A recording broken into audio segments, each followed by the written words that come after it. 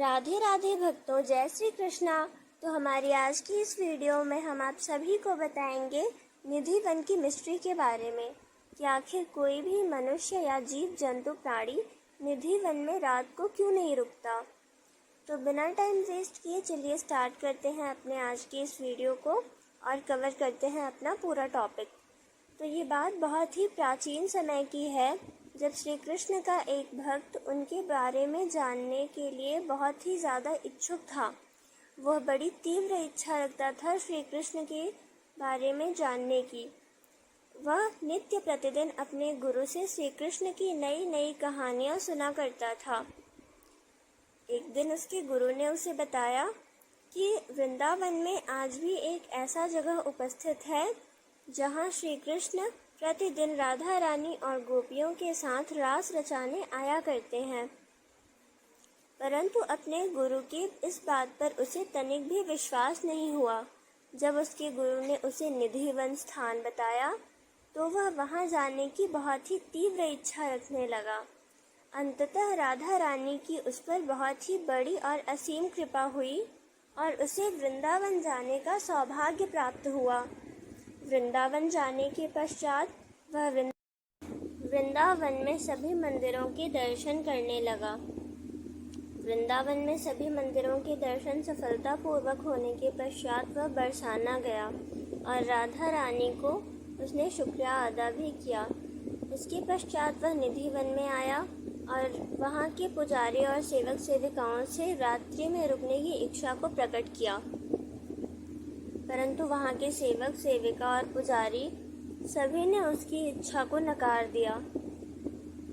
जब उसने वहाँ रुकने का हठ किया तो पुजारी ने सेवक और सेविकाओं से कहकर उसे ज़बरदस्ती बाहर निकलवा दिया।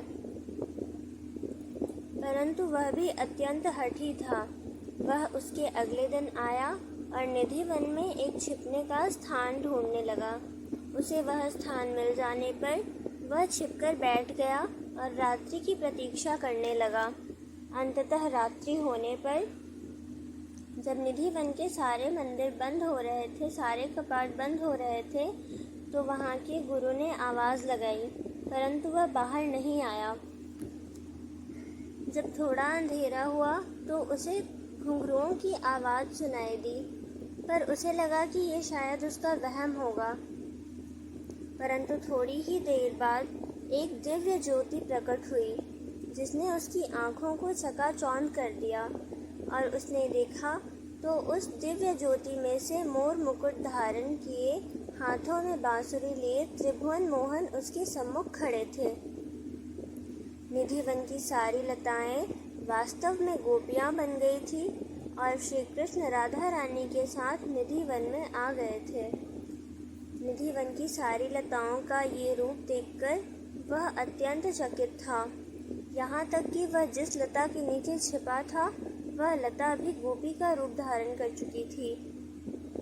श्री कृष्ण सभी गोपियों और राधा समेत जब रास रचाने में मग्न हो गए तो वह उनका दिव्य भव्य और सुंदर रूप देखता रहा और ऐसा ही हुआ जैसा कि उसके गुरु ने उसे बताया था।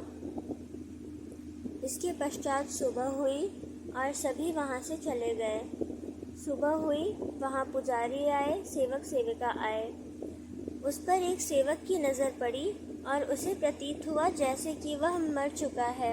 परंतु जब वह पास आए तो उन्हें पता चला कि वह मृत नहीं है, अपितु अभी भी जीवित है। जब उन्होंने उसके पास आकर देखा तो वह जीवित था। उन्होंने उसे कुछ खाने को दिया परंतु उसने नहीं खाया। इसके पश्चात उसके गुरु को यह बात पता चली तो उसके गुरु वहाँ आए और उसे वहाँ से ले गए। ऐसे ही करते करते 3-4 दिन बीत गए। तब उसने अपने गुरु से इशारों में ही कागज़ और कलम मांगी। उसके गुरु ने उसे वह दिया और स्नान करने चले गए। कागज़ और कलम पाने के पश्चात उसने वहाँ की सारी घटना का वर्णन किया और दीवार से लगकर अपने प्राण त्याग दिए। जब उसके गुरु वहाँ आए, उसका यह हश्न देखा तो उनकी नज़र उस कागज़ पर पड़ी। उस कागज़ पर कुछ बंगाली भाषा में लिखा हुआ था और उस भाषा में यह लिखा हुआ था जो उसने स्वयं अपनी आँखों से देखा था। इसीलिए निधि वन में किसी भी जीव जंतु या प्राणी का रात्रि के समय रुकना वर्जित है। और इसी छोटी सी जानकारी के साथ चलते हैं और मिलते हैं अपनी नेक्स्ट वीडियो में किसी नई और बड़ी जानकारी के साथ। तब तक के लिए राधे राधे, जय श्री कृष्ण।